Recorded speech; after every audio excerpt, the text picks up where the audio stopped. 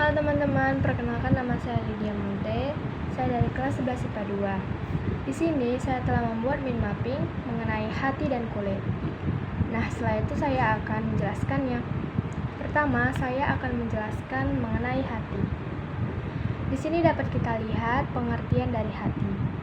Hati itu merupakan kelenjar terbesar dalam tubuh manusia yang terletak di rongga perut sebelah kanan di bawah diafragma. Lalu hati itu memiliki fungsi.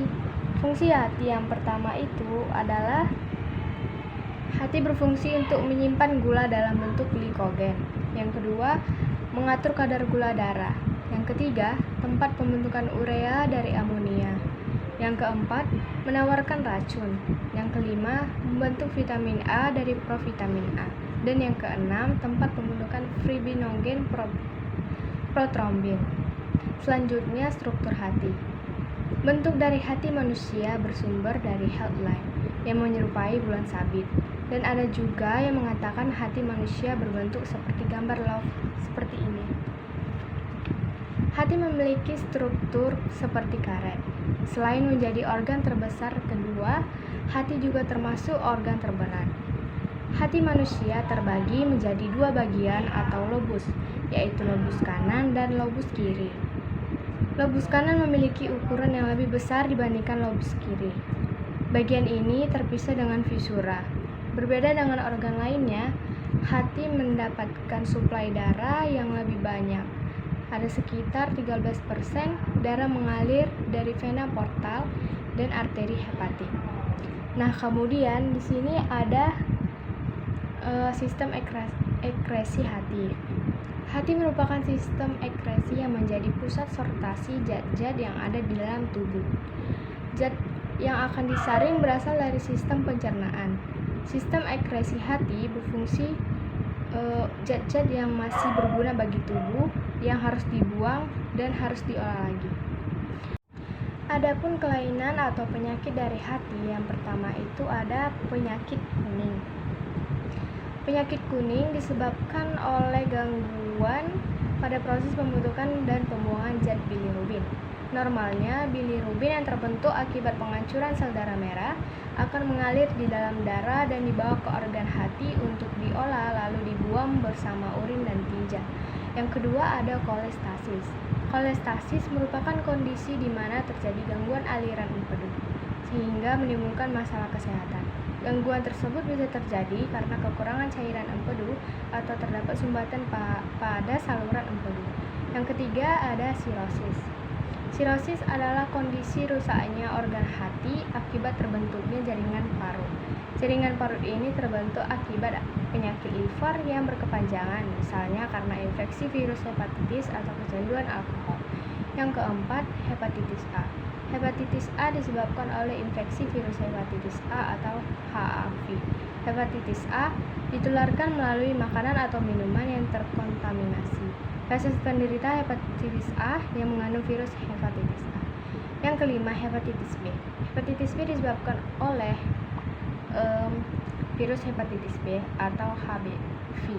Virus ini terkandung di dalam darah atau cairan tubuh penderita seperti sperma dan cairan vagina. Penularan virus ini dapat terjadi melalui hubungan seksual baik secara vaginal, anal maupun oral. Yang keenam, hepatitis C. Hepatitis C disebabkan oleh infeksi akibat virus dengan nama yang sama. Infeksi ini dapat menyebar ketika darah yang telah terkontaminasi virus memasuki aliran darah seseorang. Nah, yang ketujuh ada pelemakan hati. Pelemakan hati dapat digolongkan menurut penyebabnya, dan yang paling banyak terjadi adalah karena konsumsi minuman beralkohol yang berlebihan. Akibatnya, hati tidak dapat memecah alkohol. Selain alkohol, pelemah hati juga dapat disebabkan oleh kondisi lain yang tidak terkait dengan konsumsi alkohol. Dan yang ke-8 itu ada kanker hati. Penyebab kanker hati ini adalah mutasi atau perubahan sel-sel pada organ hati yang berakibat tidak terkendalinya pertumbuhan sel sehingga membentuk tumor. Nah, selanjutnya saya akan menjelaskan mengenai kulit. Kulit merupakan lapisan terluar tubuh manusia dan merupakan perlindungan bagian dalam tubuh.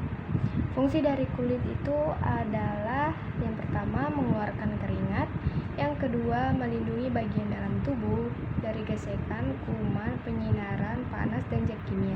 Yang ketiga, mengatur suhu tubuh. Yang keempat, menerima rangsangan dari luar. Dan yang kelima, mengurangi kehilangan air. Lalu kulit itu memiliki 3 struktur. Nah, yang pertama itu ada kulit ari atau epidermis.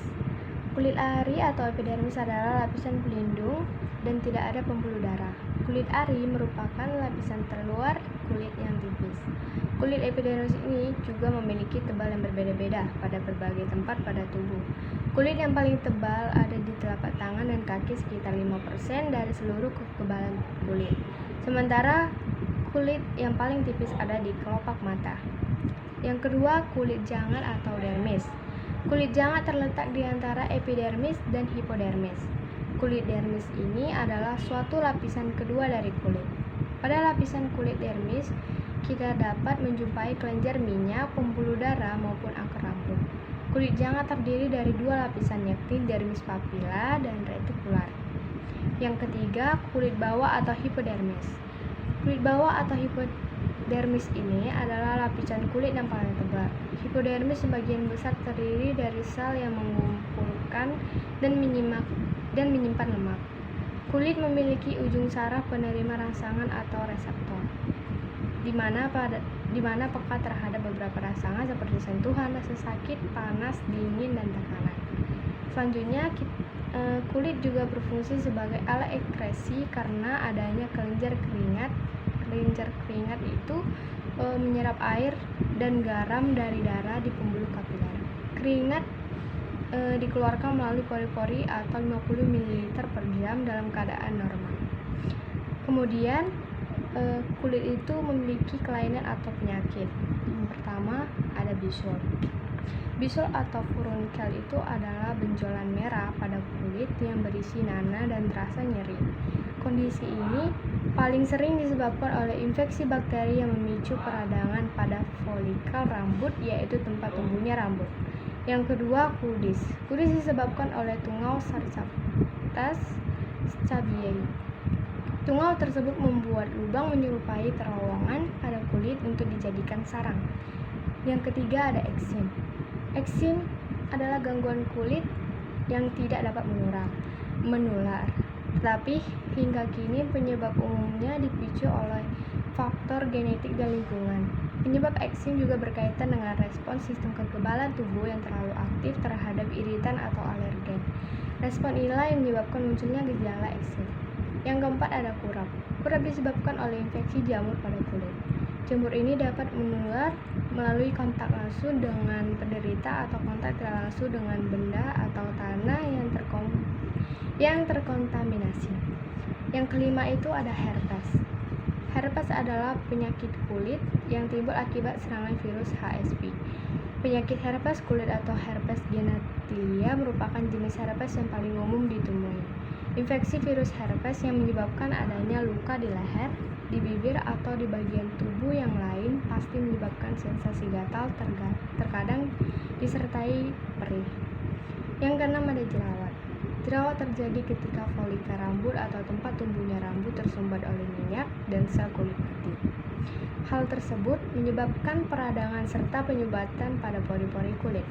Peradangan ini ditandai dengan munculnya benjolan kecil atau yang terkadang berisi nanah di atas kulit. Dan yang ketujuh itu ada melanoma. Melanoma terjadi ketika sel-sel pigmen kulit berkembang secara tidak normal. Sebagian orang yang beranggapan penyebab munculnya melanoma dikarenakan kulit yang terlalu sering terpapar sinar ultraviolet atau UV, alami atau buatan. Nah, sekian penjelasan saya mengenai hati dan kulit. Jika ada kesalahan kata mohon dimaafkan. Sekian dan terima kasih.